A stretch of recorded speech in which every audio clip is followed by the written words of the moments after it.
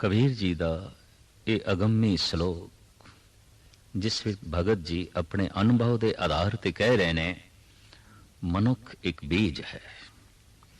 अगर ये बीज है तो फिर धरती की है। ऐसा सी देखते हैं, कुछ बीजां दी पहले पनीरी बनती है, उस पनीरी नूं उत्थों उखाड़ के फिर दूसरी धरती दे चलाया जाता है। कुछ पनीरियां ऐसियां भी ने, एक तो उखाड़ के दूसरी च, दूसरी तो उखाड़ के तीसरी च, तां जाके वो सही ढंग नाल प्रफुल्लत होंदियां ने। इस बीज दी पहली धरती जो है वो माता पिता ने, दूसरी जिहड़ी धरती है उसदी सोसाइटी, उसका संग, उसदे हमजोली और उसकी तालीम, उसकी विद्या। और तीसरी धरती है सत्संग। सत्संग ये बीज पूर्ण तौर ते फलीभूत हो सके, एक थां तो पुट के दूसरी थां ते लाया जाता है और दूसरी थां तो पुट के तीसरी थां ते लाया जाता है। पहली धरती मां है और ये ठीक है, हर बीज नूं रास्ते धरती दे चों मिलता है। ठीक है, उस बीज दे च बहुत कुछ पे है, पर रस जो बूंद दे रूप च पे है, सागर ते धरती ने बनाना है। वो रस जो निमक मात्र पे है, उन्होंने महान ते धरती ने बनाना है। उदे रूप नो, उदे रस नो महानता ते धरती ने देनी है। तो पहली धरती मां है। मां नो धरती आखे, ये धरत है। 90% बच्चे नु संस्कार, स्वभाव, भाषा मां तो नसीब आउंदी है। दुनिया भर दे करीबन चोटी दे धार्मिक ज्ञानी इस गल नाल सहमत ने कि पिता दा संबंध केवल एक्सीडेंटल है, एक हादसा है और कुछ भी नहीं, कोई गहराई नहीं है। पिता दे संबंध विच कोई लंबी साधना नहीं है, कोई गहरी साधना नहीं है। इस देच एक जोगी वाली अगर कोई साधना है तो मां दी है। इस देच अगर कोई तपस्वी वर्गी तपस्या है तो मां दी है। इस विच एक भगत जैसा सहनशील हृदय है तो मां दा है। तो बच्चे विच 90% मां बोल दिए, मां धड़क दिए, मां चल दिए, सब कुछ इंज कह लो 90% मां प्रकट हो रही है। धरती ओ भी है जिथे गुलाब उगे ने, धरती ओ भी है जिथे अंबां दे बूटे लै लहा रहे ने, पर धरती ओ भी है जिथे किकर खड़े ने। धरती ओ भी है जिथे कंडियाली झाड़ियां खड़ियां ने। धरती ओ भी है जिथे सिर्फ घास ही घास है। और धरती ओ भी है बंजर है, घास भी नसीब नहीं, प्रफुल्लत ही नहीं हो सकी। अगर मां नू धरती मन लईए तो धरती जैसे बंजर आउंदी है, कुछ स्त्रियां बंजर आउंदियां ने बांझ। हरा भरा होना उन्हां दी किस्मत दे च नहीं आउंदा, उन्हां दी प्रालब्ध दे च नहीं आउंदा। जे किधरे हरा भरा होना नसीब भी होया है तो सिर्फ घास, ये घास ही पैदा कर सकदियां सन, इस तो ज्यादा नहीं। धरती दी अपनी महानता है। कह देंदे ने फलाने इलाके दी धरती बहुत अच्छी, वो धरती बहुत अच्छी, वो धरती बहुत अच्छी। सिर्फ अवतार संत भगत ही अच्छे नहीं, या जितने वो अच्छे हैं तो कहना पेगा अच्छी उतनी ही सी उन्हां दी कोई मां, उतनी ही महान सी, उतनी ही पूजनीक सी। आखिर हर धरती अंब नहीं पैदा करती, हर धरती दे गुलाब भी नहीं खिड़दे, हर कुख तो प्रहलाद नहीं पैदा होंदे, हर कुख तो ध्रुव नहीं पैदा होंदे, हर कुख भाई गुरदास नहीं पैदा करती, हर कुख उन्होंने मनी सिंह देखना नसीब नहीं होंदा। बेशतर कुखां ते ऐसियां ने घास फूस नाल ही गुजारा करना पैंदा है, किकरां नाल जिंदगी बतीत करनी पैंदी है। और जिस जमीन ते किकर उगदा है, ये कंडे दूसरियां नूं ते चुभदे ने, गिर के जमीन नूं भी चुभदे ने।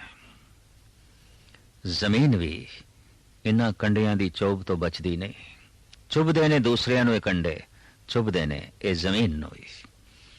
अगर कोई कंडियाला वृक्ष किसी मां दे राही किसी बीज द्वारा उत्पन्न होया है, तो इस कंडियाले इन्हां सूलां तो मां भी जख्मी होवेगी। दुनिया दे कितनियां मातावां ने जो अपने पुत्र करके दुखी ने, बेशतर मातावां ने जिन्हां कोल रोना सिर्फ इतना ही है अपने पुत्रां दा, जिन्हां कोल पीड़ा है केवल अपने पुत्रां दी। ऐसे चुब्बे ने जैसे सूल, ऐसे चुब्बे ने जैसे कंडे। कंडे कोल चुब्बण तो इलावा होर कुछ है भी नहीं। और कई दफा देखण दे चाया है, फुल दी जिंदगी ते 2-4 दिन दी होंदी है, कंडा कमबख्त रहिंदा भी बहुत लंबे समय तक है, इसकी उम्र भी बहुत ज्यादा है। कंडा कदी मुरझांदा भी नहीं, क्योंकि कदी खिड़िया ही नहीं तो मुरझावे की। जिहड़े खिड़दे ने ठीक है मुरझा जांदे ने, कबूल है वो मुरझाना भी मथे अगर वो खिड़ सके, अगर कुछ महक लुटा सके, अगर कुछ सुहप्पन वंड सके।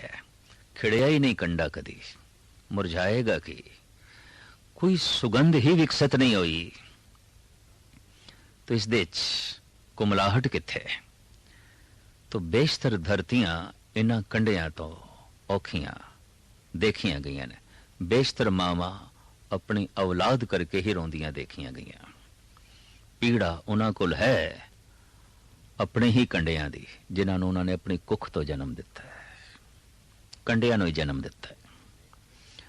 और इन्हां कंडियां नूं वेख के कहना पैंदा है धरती ठीक नहीं सी, इन्हां बच्चियां नूं देख के कहना पैंदा है मां ठीक नहीं सी, ये मां ही ऐसी सी। और यही कारण है कि बेशतर भगतां ने ते इस तरह दियां मावां नूं गालां तक कढ़ दित्तियां हैं। दूर क्यों जाइए, भक्सर कबीर भी सगे ने, जै कुल पूत न ज्ञान बिचारी, विधवा कसना भई मैं तारी। जिस मां ने पुत नूं जन्म दिता है, उसने कदी ज्ञान दी विचार ही नहीं की थी, अपने विचारां च कदी परमात्मा नूं लियाया ही नहीं। ऐसी औलाद नूं जन्म देने वाली ऐ मां, तू बेवा क्यों नहीं हो गई, तू सुहागण किस तरह बनी हुई है, तेनू एक खिड़न दा मौका क्यों मिलिया, नहीं मिलना चाहिए सी। कबीर ते इस तो अगे चल के कुछ होर भी कहते ने, बैसनों की कू कर भली, साकत की बुरी माए, ओ नित सुने हर नाम जस, ओ पाप बिसाहन जाए। जिहड़ा भगत है उसदी कुत्ती एक मनमुख दी मां नालों चंगी है, एक दुष्ट दी मां नालों चंगी है। यानी कुत्ती तो ही भेड़ा दर्जा दे रहे ने कबीर उस मां नूं जिसने एक मूड़ नो, एक मूर्ख नो, एक जालिम नो, एक जाबर नो जन्म दिता है। दोषी है ए मां।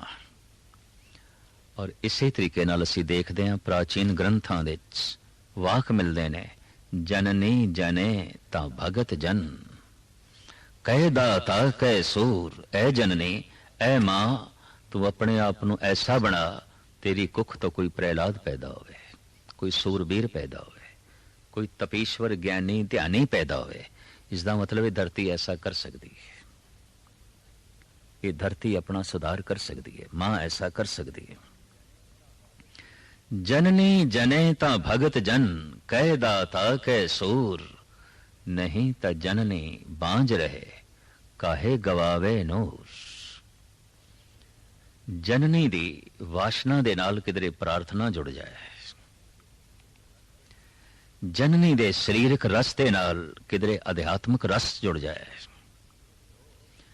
जननी दी शरीरक लोड़ किधरे अध्यात्मक लोड़ विच बदल जाए, इसकी कुख अमर हो जाएगी, क्योंकि किसे ऐसे अमर तत्व नूं जन्म देवेगी, किसे अमृत फुल नूं जन्म देवेगी।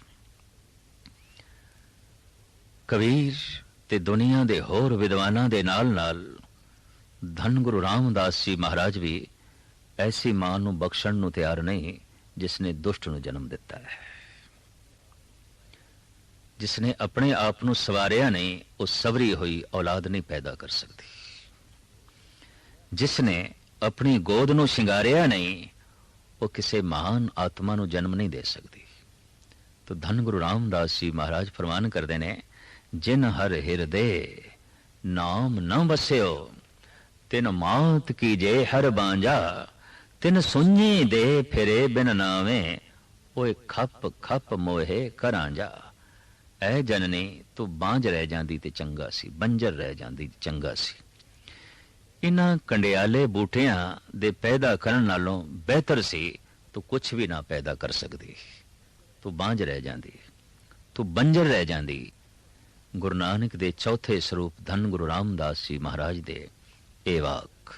इस संबंध विच होर भगत भी बहुत कुछ कह रहे ने, क्योंकि इस धरती नूं पहले पनीरी दा रूप धारण करना पैंदा है।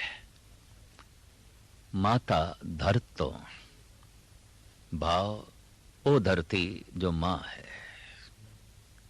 ओ मां जो धरती है। ये बीज पनीरी बने हैं। अगां विद्या पढ़ाई तालीम,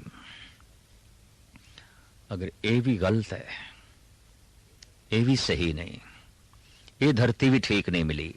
सिर्फ दुनियावी ज्ञान जिस नाल जिंदगी चले, जिंदगी बदले ना, इनू कहंदे ने व्यर्थ ज्ञान, सिर दा बोझ, सिर दा भार।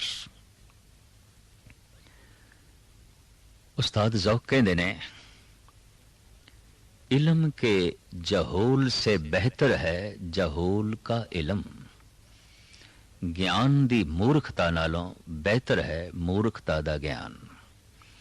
इल्म के जहूल से बेहतर है जहूल का इल्म। मेरे दिल ने यही बसीरत दी है मेरी आंखों को, मेरे दिमाग ने मेरी अखां नूं यही दृष्टि दिती है। इल्म दी जहालत नालों बेहतर है जहालत दा इल्म। ज्ञान दी मूर्खता नालों बेहतर है मूर्खता दा ज्ञान। अक्सर मूर्खता दा ज्ञान ते किसे एक कद कोल होंदा है, ज्ञान दी मूर्खता दी पण ते बहुती चुकी फिरदे ने। और गुरु नानक ने भी ऐसा कह दिता है, पढ़िया मूर्ख आखिए जित लब लोभ अहंकार। इति पढ़े होया भी मूड है। क्यों? ज्ञान नाल केवल जीवन चल रहा है, बदलदा नहीं पिया। व्यर्थ ज्ञान, वो ज्ञान व्यर्थ है जिसनों अमल दे च नहीं लिया जा सकता। व्यर्थ है, वो ते बोझ है, वो ते भार है। तो बहुत सारे इस धरती तो भी जो कुछ उन्होंने होना सी नहीं हो सके, क्योंकि धरती ठीक नहीं सी। जो इल्म मिलिया, जो ज्ञान मिलिया, उस नाल भी जीवन बदल ना सकिया, तब्दील ना हो सकिया। तीसरी धरती है सत्संग।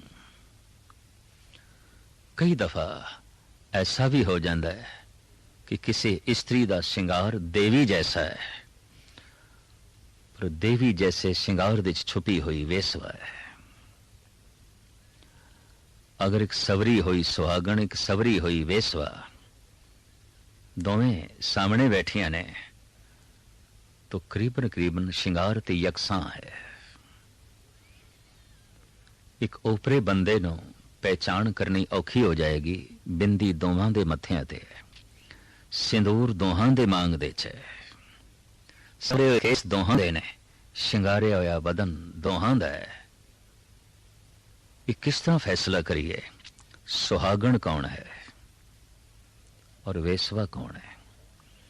कई दफा सतसंग दा पहरावा ते होंदा है, लेकिन वो सतसंग सतसंग नहीं होंदा, बाजार होंदा है, कारोबार होंदा है, या इस तो इलावा फोकी अज्ञानता ते अहंकार तो इलावा और कुछ भी नहीं होंदा। सत्संग की है? गुरबाणी फैसला कर दी है, सतसंगत कैसी जानिए जिथे एको नाम वखाणिए। जिथे केवल परमात्मा की चर्चा होवे, जिथे केवल परमात्मा की प्यास होवे, जिथे केवल परमात्मा की उमंग ते तरंग होवे ते उसे दी चर्चा होवे, उसे नू सुनना होवे, उसे नू सुनाना होवे, बस यही सत्संग है। और ये किधरे भी हो सकता है। हर वो जगह सत्संग है जिथे सच सुनिया जाए, सच सुनाया जाए। हर वो जगह सत्संग है जिथे सत नू सुनाण दी तड़प होवे, सत नू सुनन दी प्यास होवे, वो सत्संग है। सतसंगत कैसी जानिए जिथे एको नाम बखाणिए। ये बूटा, ये बीज अपनी मंजिले मकसूद तक तां पहुंच सकता है, इनू ये तिन्ने ही धरतियां ठीक मिलन। प्रथम मां, दूसरी विद्या, तीसरा सत्संग, ये तिन्ने ही ठीक मिलन। कबीर कहते ने, एक बीज दी खुशकिस्मती, इसनू मां भी चंगी मिल गई, इसनू विद्या भी चंगी मिल गई, इनू सत्संग भी नसीब होया, बीज अंकुरित होने लगा है। कबीर फल लागे फलन, बूटे नू फल लगन लग पे ने, ये बूटा वृक्ष बन गया है। और तशबीह दी है अंब नाल। साडे देश दे इस फल नू फलों दा राजा कहते हैं। भाई गुरदास जी कहते हैं, जैसे अमृत फल मिष्ट गुनाद स्वाद बीज करवाई के बुराई ना समारिए। यदि कौड़ी गुठलू वेख के, सख्त गुठलू वेख के किधरे ऐसा ना समझना कि यदि सख्ती ही सख्ती है, बड़ा गुण है, बड़ा रस है, बड़ी मिठास है, और एक तरीके की बहुत बड़ी औषधि है। तो अंब दा फल फलों दा राजा है। मनुखता दा जो बीज है, इस दे जो प्रभु दा नाम रस महारस जो पैदा हो सकता है, उन्होंने अंब नाल तशबीह देंदे ने कबीर। अंबा नू बोर लगी है, खुश होया है माली, बहुत बोर लगी, बहुत बोर लगी, अदकी बहुत अंब लगणगे, बड़ा रस मिलेगा, बड़ा स्वाद। लेकिन एक दिन जोर दी हनेरी चली, बहुती बोर झड़ गई। सत्संग करदियां करदियां किसी दिन कोई कुसंगी टकर गया, उस नाल किधरे दोस्ती हो गई। कितनी मेहनत दे नाल ये बोर लगी सी, झड़ गई, अकारत चली गई, व्यर्थ चली गई। दुष्ट दी संगत नू भाई गुरदास कहंदे ने, उदा प्यार, उदी नफरत, उसदी दोस्ती, उसदी दुश्मनी दोने हानिकारक ने। इस वास्ते उसदे नाल दोस्ती ना पा, क्योंकि दुश्मन उही बनता है जो पहले दोस्त होवे। राह चलदा मनुख दुश्मन नहीं बनता। अक्सर 99% दुश्मनी उदी बुनियाद दे थले दोस्ती होवेगी। दोस्ती ही शिखर ते पहुंच के दुश्मनी दे बदलती है। प्रेम ही शिखर दे पहुंच के घृणा का रूप धारण कर जाता है। जिसनों प्रेम कर रहे हैं, सिर्फ प्रेम नहीं, दिन दूर नहीं जब घृणा भी चल पाएगी। जिन्हों बगलगीर कर रहे हैं, वो दिन दूर नहीं जिस दी पिठ देखना भी पसंद नहीं होगी। दोस्ती ही दुश्मनी दा रूप धारण कर जाती है। भाई साहब कहते ने दुष्ट नाल दोस्ती ना पा, क्योंकि ये दोस्ती तेरे मन नू दागी करेगी और यदी दुश्मनी तेनू चीर के रख देगी।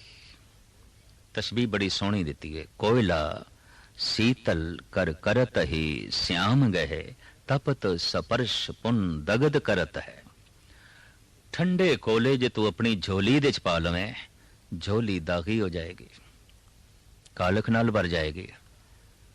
पर जे तपे होए कोलियां नू, अंगारियां नू तो हथ दे च ले लिया तो हथ जल जाणगे।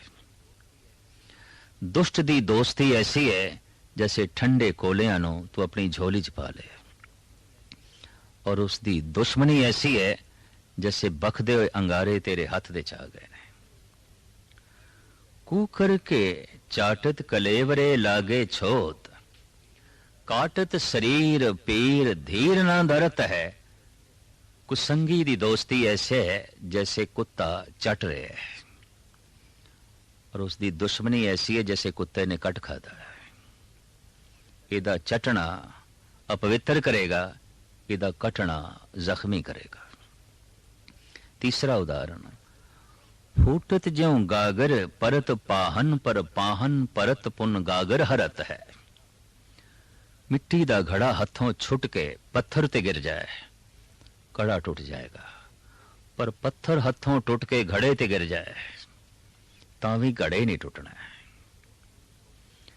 इसकी दोस्ती भी तोड़ के रख देगी, दुश्मनी भी तोड़ के रख देगी। यदि दोस्ती अपवित्र कर देगी, इसकी दुश्मनी जख्मी कर देगी। इस वास्ते तमाम ऋषि मुनिया ने, संत जना ने, गुरुआ ने कहा, दूरों ही नस जा, कुसंगी कोल ना बैठ। दागी हो जाएगा, और दागी होने तो बाद दुखी हो जाएगा। अपवित्र हो जाएगा, अपवित्र होने तो बाद जख्मी हो जाएगा। तो मिल गई कुसंगत, तेज हनेरी चली, उबूर झड़ गई। लेकिन फिर भी कुछ बची है, फिर भी कुछ पवित्र संस्कार सत्संग दे मौजूद ने। इन्हां च अज अंबियां निकलियां ने। माली खुश प्रसन्न, पर कुछ दिन बाद की देखदा है, गालना ने, तोतियां ने बहुतियां अंबियां नू टुक खादा है। सत्संग करदियां करदियां भी कुछ ऐसे कम हो गए, दुनिया कहने लग पई है ते भगत पर दागी है ते सतसंगी पर दागी है। इनू दाग लगे ने, इस दे उत्ते दाग ने। इसने ऐसे ऐसे कर्म कीते ने, सत्संगी होंदे होया, भगत होंदे होया इसने ऐसे अशुभ कर्म कीते ने, दागी है। ये अंबी लगी ते दरख्त नाल है, पर दागी है। बैठा ते गुरुद्वारे च है, दागी है। बैठा ते मंदिर दे च है, दागी है। पढ़ रहा नमाज, पर दागी है। पर दागी फल जैसे दरख्त नाल चंगे नहीं लगते, उल्टा दरख्त दी शोभा बिगाड़ते ने। ये दागी मनुख कई दफा सत्संग दी शोभा नहीं बनते। कई दफा सत्संग ते भी उंगलां उठ जांदियां ने, ये दागी बैठे ने लोग। लेकिन मायूसी नहीं, कुछ अंबियां रह गईयां ने। ये हनेरी नाल झड़ियां नहीं, गालना ते तोतियां दे खाण तो भी बच गईयां। पर बचियां ते ने, कच्चियां ने। खटास ते है, मिठास नहीं। सत्संग दी मेहनत ते बड़ी है, साधना ते बड़ी है, और साधना दी खटास कोल है। कई दिना तो अमृत वेले उठ रहे हैं, कई दिना तो दान पुण्य कर रहे हैं, कई दिना तो सत्संगियां दे जोड़े झाड़ रहे हैं ते पालिश रहे हैं, कई गरीबां दी सहायता कर रहे हैं। इस सब कुछ करन दी खटास ते इस दे कोल है, मिठास नहीं है। इस सब कुछ दे करन दा थकेवा ते इस दे कोल है, प्रसन्नता नहीं है, आनंद नहीं है, खेड़ा नहीं है। एक दिन ऐसा भी आया, ये अंबी पकन लग पई और पक्का अंब बन गई। बागबान ने, बाग दे माली ने उपरों तोड़ी ते झोली अपनी अड्डी और उस झोली दे च अंब गिरिया। इसी तरीके नाल जद कोई पक्का फल बन जाता है, वो बीज जो फल बन के रस नाल भर गया है, एक दफा ते खुदा भी झोली अड के खड़ा हो जाता है, परमात्मा भी झोली अड के खड़ा हो जाता है। यानी ऐसा भगत परमात्मा की झोली देची जाता है, उसकी गोद देची जाता है, उसते सिंहासन ते जाके बैठता है। कह रहे ने कबीर, अब तो जाए चढ़े सिंहासन, मिले हैं सारंग पाने, राम कबीरा एक बय है, कोई न सके पछाने। मैं उस सिंहासन ते जा बैठा जिथे राम बैठा है। ये राम दी झोली दे सारे फल पहुंचन, पहले मां नू अपनी जिम्मेवारी महसूस करनी पेगी, पिता नू सहयोग देना पेगा, तालीम दा मयार इतना उच्चा करना पेगा कि ये ज्ञान सिर्फ सिर दा बोझ ना बने, बल्कि प्रफुल्लता देवे ते खेड़ा देवे। सत्संग दा वातावरण ऐसा बनाना पवेगा जिस दे केवल सत तो बिना दूसरी तीसरी कोई गल ना हो। अगर इस तरह हो जाए तो मेरे ख्याल एक मंदिर विच बैठा होया मनुख आराम नाल मस्जिद विच भी बैठ सकेगा, और एक मस्जिद विच बैठा होया मनुख आराम नाल गुरुद्वारे भी बैठ सकेगा। हुण ते मंदिर मस्जिद टकरांदे ने, ते जिथे टकराव होए वो मंदिर ते मस्जिद राजनीति दे अखाड़े होंदे ने, धर्म नहीं, सतसंग नहीं। गुरु नानक ने एक कोशिश की थी, अजान भी गूंजे, मुरली दी तान भी गूंजे। रामानंद भी बैठे, बाबा फरीद भी बैठे। कुरान दा प्रकाश भी होवे, पुराण दा पाठ भी होवे। मस्जिदां दे गुंबदां दे भी कलश लगन, मंदिरां दे गुंबद भी सुहाने होवन। एक कोशिश उन्होंने की थी, इनू पाया तकमील तक ले जाना सारी मानवता दा फर्ज है, ताकि हर मनुख दे बीज दे चों परमात्मा रूपी फल पैदा हो सके, हर बीज रस नाल भर सके, आनंद नाल भर सके, खेड़े नाल भर सके। यही विचार इस श्लोक दे भगत कबीर जी ने दिते ने। कबीर फल लागे फलन, पाकन लागे आम, जाए पहुंचे खसम के, जो बीच ना खाई काम, ना खाई काम, ना खाई काम, ना खाई काम।